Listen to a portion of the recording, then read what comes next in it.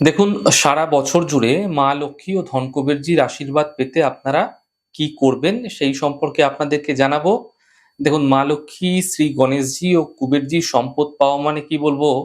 দেখুন, যারা এই সম্পদ সংগ্রহ করেছেন তারা সত্যিই ভাগ্যবান। তারা জানেন সারা বছর অর্থকষ্ট ভোগ করতে হয় না এবং নিরন্তরভাবে সারা বছর জুড়ে আর্থিক সমৃদ্ধিও মিলে থাকে।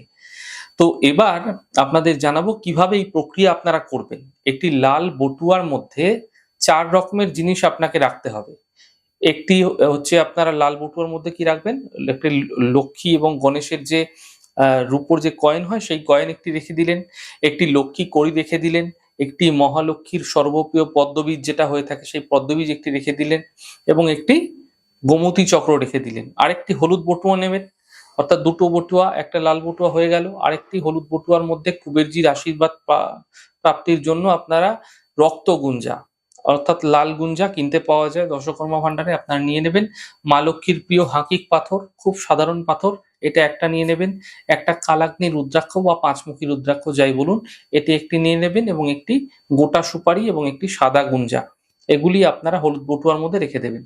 এবার কি করতে হবে, দীপাবলি যেদিনকে থাকবে অর্থাৎ দীপাবলি রাত্রেবেলা, যেদিনকে অমাবস্যা থাকছে কালী পুজোর দিনকে, সেই দিনকের অমাবস্যা থাকাকালীন ১২টা ৫৪ থেকে ২টো ২৭, ১২টা ৫৪ থেকে ২টো ২৭, অর্থাৎ রাত্রিবেলা ১২টা ৫৪ থেকে ২টো ২৭, এই সময়কালের মধ্যে এই দুটো পুঁটলিতে রাখা যেতে নটি যে জিনিস রয়েছে সেই জিনিসগুলো ভালো করে বের করে প্রথমে গঙ্গা জল দ্বারা ভালো করে ধুয়ে নিন।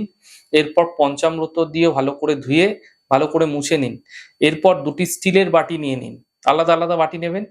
একটি বাটিতে লাল পুঁটলির জিনিস, একটি বাটিতে হলুদ পুঁটলির জিনিসগুলি আপনারা আলাদা আলাদা করে রেখে দিন এবং বাটি দুটি লক্ষ্মী, গণেশ এবং কুবেরজির সামনে রাখুন। সামনে কুবেরজির মূর্তি রাখতে পারেন, লক্ষ্মী গণেশের মূর্তি রাখতে পারেন, তার সামনে রাখুন।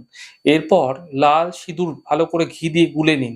গুলে নিয়ে জিনিসগুলির উপর অনামিকা আঙ্গুল দিয়ে একটি করে টিপ দিন। এবার অল্প আতপ চাল ছড়িয়ে দিন, অল্প গাঁদা ফুলের পাপড়ি ছিটিয়ে দিন। এরপর চলতি কয়েন যেটি রয়েছে বাজারে, সেই ১১টি কয়েন তার মধ্যে দিয়ে দিন। এবার ধূপ দ্বীপ দেখিয়ে ১০৮ বার একটি মন্ত্র জপ করুন একমালা, অর্থাৎ মন্ত্রটি হচ্ছে শ্রিং হ্রিং শ্রিং। এটি মহালক্ষ্মীর মন্ত্র, বিশেষ মন্ত্র। এই মন্ত্র শেষ হওয়ার পরে আপনারা পুঁটলির জিনিসগুলো, লাল পুঁটলির জিনিস লাল পুঁটলিতে, হলুদ পুঁটলির জিনিস হলুদ পুঁটলিতে ভরে ধন সম্পদ রাখার জায়গায় তখনই তুলে রেখে দিন। এর ফলে মা লক্ষ্মীর পূর্ণ আশীর্বাদ এবং কুবেরজির সম্পদ লাভের উপায় আপনারা দেখতে পাবেন। অর্থাৎ স্বয়ং মা লক্ষ্মী আপনার গৃহে স্থির হয়ে যাবে, ঘরে বসবাস করবেন। ফলে আপনি দেখবেন আর্থিক ক্ষেত্রে সুফল মিলবেই মিলবে।